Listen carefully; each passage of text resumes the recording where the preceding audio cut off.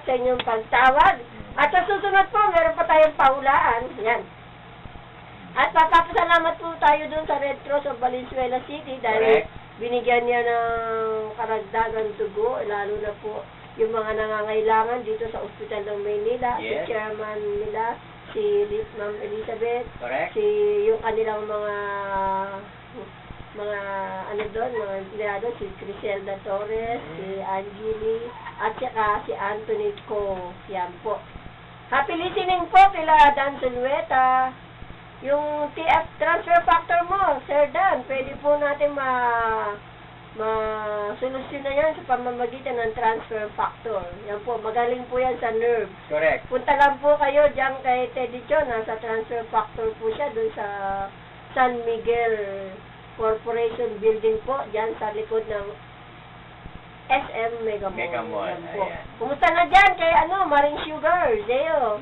Si Banji Cayetano, Camina, Cipriano, nasaan na kayo? Ba't wala kayo dito?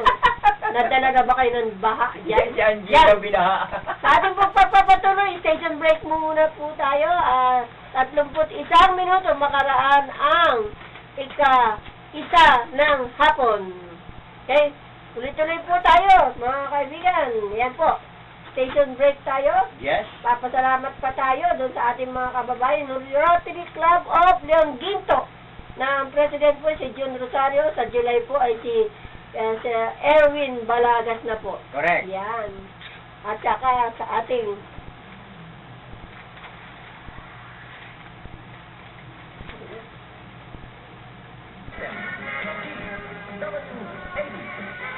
Hindi na talaga bumalik si ano ah. Ano ba yun? Isang direktor. sino? Ano yun? Yung bading? Oo. Ay, nako. Yan, sa ating po pagpapatuloy. Thank you rin po kay Ron, anong pangalan nun? Si Ariel Bunyal na nagatid sa amin mula sa Ospital ng Maynila papuntang Valenzuela para masundo po namin yung dugo para kay Sir Dong na hindi naman po pinalad na sumakibay ng buhay na po. Yan. Sa Martes po ang libing po ni Dong Humawan na chairman po ng Kabayan na nasa barangay hall po ni Chairman Richard Gonzales. Yan po. Doon po.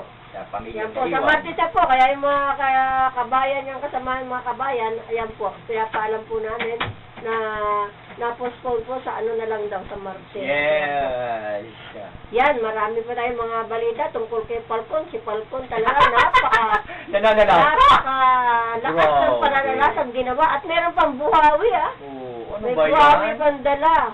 Yan nga po, ang lahat-lahat po ng mga natural calamities po natin, dala ng climate change yan, number 1. Dala ng mga ginagawa natin sa ating bansa, yung pagpuputol ng mga puno, yung mga, ano pang ginagawa? Yung mga kuya, Sinasalaula, yung ating mga kapaligiran, yan po. Kinakalbo ang ating Kinakalbo kapaligiran, ating kagubatan. Kagubatan. Yan, kaya nagkakaroon ng landslide, ng flash floods, kaya yan po ang nangyayari sa atin.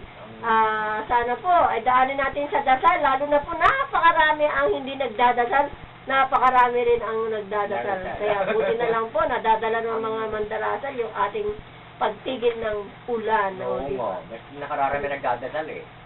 Yan po. Thanks po naman ulit kay sino pa? Kay Sir Jaime Buting ng publisher po ng Courier. Yung kanilang anniversary po, no?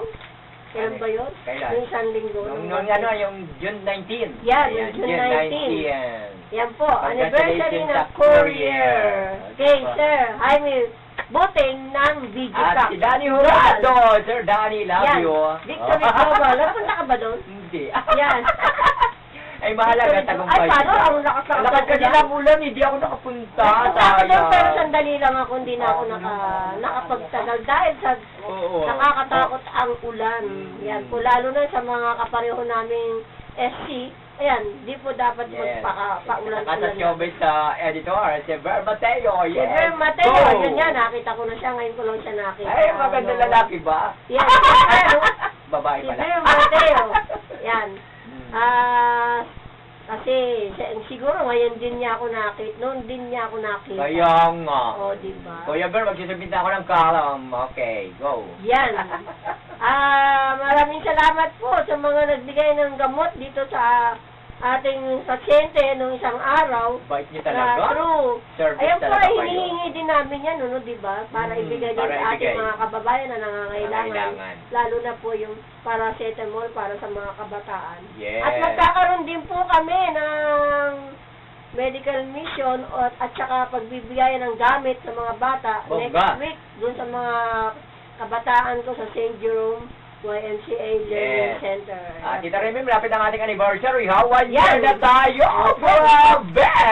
pa natin iniisip yan. Baka Oo nga. isabay natin yan Sa birthday mo. Birthday niya. Birthday mo, di ba? Ay, November pa po yan. Yeah, correct. Kaya magmamadali tayo ngayon sa paghahanap ng ating mga sponsors. Correct. Yan, thank you nga pa pala doon sa Asian Fiesta Catering Services na nasa Ireland. Mhm. Yan po, kung meron kayong kailangan magpa-catering, Correct. yan po sa Asian Fiesta, ng may-ari po ay si Zaldi. Yes. Catering Services po yan. At Yan. binabati ko muna, Tita Remy, mga taga Yes. Barangay Talipapa. Bukas po magkita-kita tayo dyan. Mag-judge ako dyan sa inyong pageant bukas. Kay Mami Choleng. Si Mami Choleng ng kanyang barangay chairman. Magkita-kita po tayo dyan sa Barangay Talipapa, Quezon City. Ayan, meron po tayong tawag dito galing kay Art Kabalikat ng Line 1.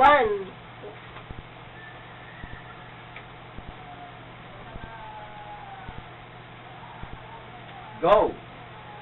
Okay. Go, go, go! Oo, yun. Report lang. Yes. Go! Yes, go. 50 Falcon. Pagkupit sa Metro Manila, karatig lalawigan ang bagyong Falcon. Matapos ang walang tigil ng pagulan na nagdulot ng pagbaha sa iba't ibang bahagi ng bansa.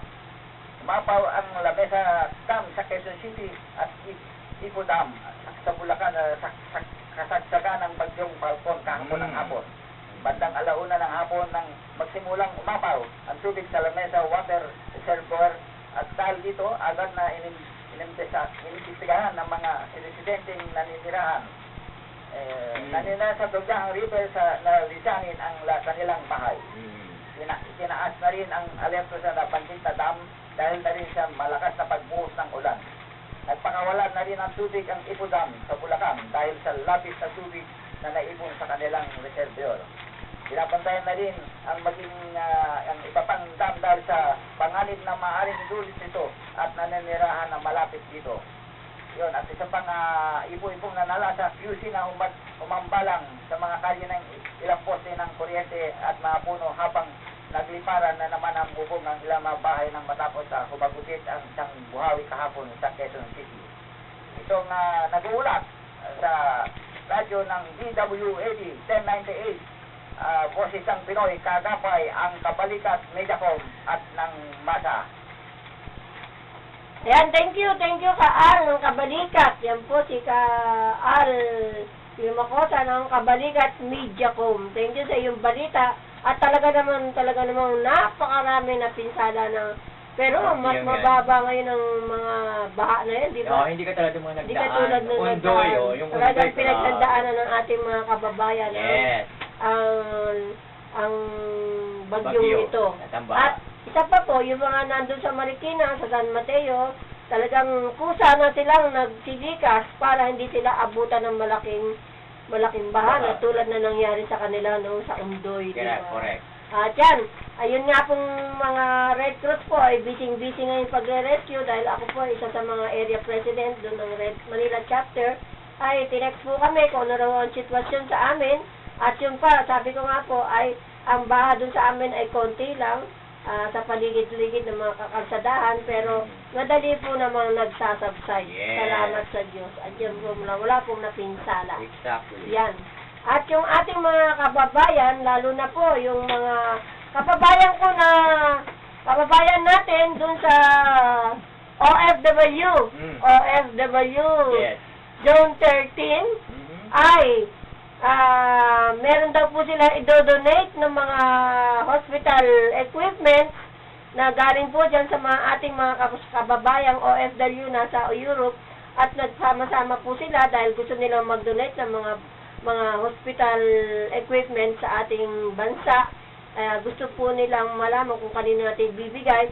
At nakita po namin meron pong sumagot na si Sister Norma na kakausapin daw po niya ang ating Executive Secretary para makuha po yung mga donations na galing po sa OFW Zone 13. Yan po sa pangunguna ni Jojo. Yan po na nasa abroad po. Yan, nasa Europe. Yan po. At kaya atin pong aabangan ang magiging usapan nila para po ay maibigay sa tamang pagbibigyan ang mga donation na ito na kinabibilangan ng 150 wheelchairs, mga electrical hospital beds, mga strollers, mga ano pa? Mga stretchers po. Ayan. Marami po yan. Sana po ay makuha atin ng mga kababayan natin. Yan po. Correct. At maibigay sa mga tamang mga beneficiaries.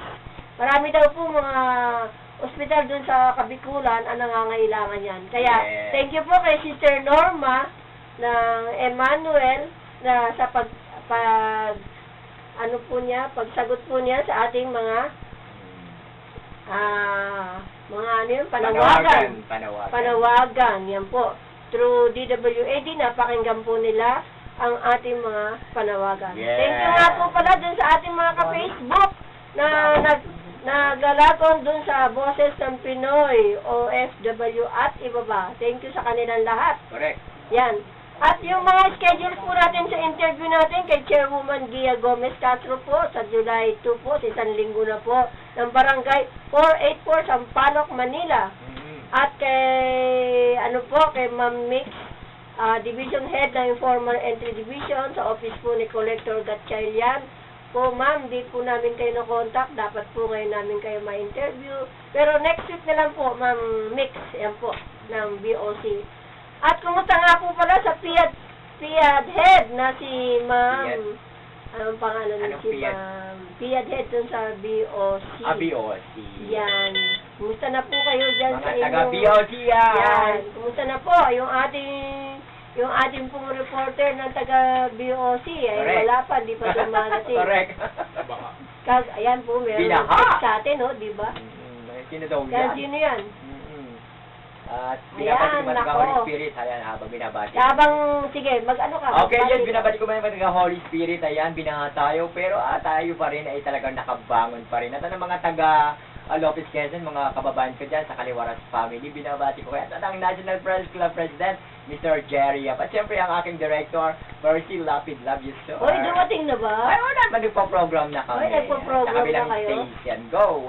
Diba? Yun. Masaya na naman kami. Masaya na naman kayo. Tama. Hindi ako makapakinig ngayon dahil Naku, binabati ko pa yung Lapid, Yan. no? Gisao Grabe. Pililia Rizal po. Ako, ang name ko po, Sino? taga Pililia Rizal, Ren Cruz. Ren Pililia po. Ay. Isang, ito, Kabataan Barangay. Kabataan Barangay. Oy, kumusta Text po mo sa ako, inyo? Ren. Gwapo si Yan. Kurian. Kumusta na po sa inyo? At kaya po, nagpapasalamat kami dun po sa magdodonate na mga hospital bed. Sana po ay mapunta sa magandang Pinaupulan na talagang inangangailangan. Oh, yes. At kasi po, nangyari na sa amin noon na meron pong mga doktor na nagbigay ng medicine, Correct. mga gamot po. Pero ang tagal dyan sa BOC, ang tagal po dyan. I-release? Hanggang ang tagal i-release. Grabe. Ano po talaga. Kaya po tayo talaga naghahanap kung saan talaga Mailagak. yung mga mailagak yung mga Yes. yan. Pero noon po yung nangyari, di ba mga kabert, yung mga doktor na nagbigay ng medicine, galing pa sa abroad, alam nyo, nasira lang po, nag-expired yung mga gamot na yon dahil po, ewan ko ba kung ano hinihintay ng ating mga kababayan dyan Kababayan sa na yan, di ba? custom, kung bakit pinababayaan nilang mabulok yung gagamot, ayaw nilang ibigay. Baka kako, laki-laki ng hinihingi, di ba? Donation na nga yan. Donation na nga yan eh. Correct. Ayan po, nangyari po sa amin yan 5 years ago. Yan po. Kaya, Yung darating na equipment na donated ma'am, sana hindi nag-try pa. yan, para hindi tayo pahirapan. Opo.